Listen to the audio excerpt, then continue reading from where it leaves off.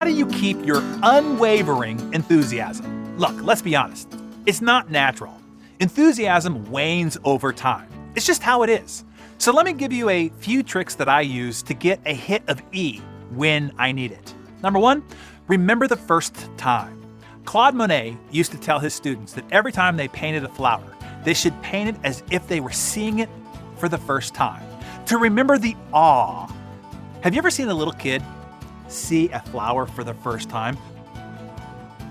They're dumbstruck. Every time before I do a keynote speech or conduct a training workshop, I take myself through this process. I remember back when I sat in an audience and I was feeling lost or confused or overwhelmed. And when someone said something from the stage that lit me up, how powerful and important that was to me at that moment in my life. I regenerate that excited feeling all over again.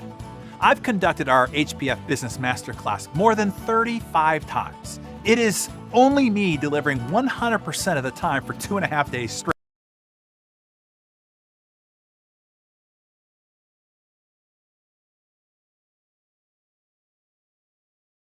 It would be hard to muster the enthusiasm the 16th, the 23rd, or 35th time delivering the workshop if I didn't bring myself back to the very first time I delivered it. How fresh, how excited, how eager I was to divulge these sacred strategies that I had to divulge. I regenerate that enthusiasm all over again before I ever begin a new session. No matter the session number, I bring the awe of the first time.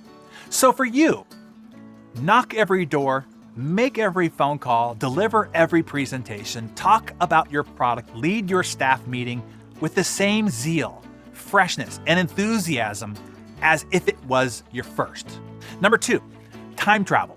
Envision the transformation, the better future made possible by your product, your service, or your solution in advance. See and feel the difference you are about to make in their life, forever altering their future. You see, that's exhilarating. This is another thing that I do before I ever begin a presentation, an important meeting,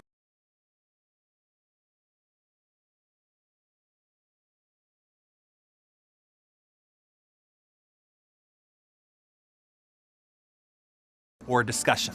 I envision the better future being made possible because of it. I take the thrill of the ending and I bring it to the beginning. That's a big tip there. I hope you got it. Number three, sacred mission. Treat every phone call, every sales presentation, staff meeting like you were on a sacred mission. Certainly you are when you consider how you will be changing the course of their potential future. This is why I have no problem pushing you, being persistent. If I believe wholeheartedly that something will be beneficial, if not life-changing for you, your family, and your future, you bet I'm not going to give up quickly.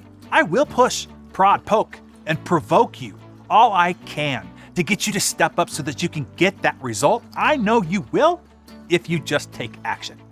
Number four, go method. Method acting, as defined in Wikipedia, is a range of training and rehearsal techniques that seeks to encourage sincere and emotionally expressive performances. As the adage goes, to become enthusiastic, act enthusiastically. Soon enough, your energy will match your act. I cannot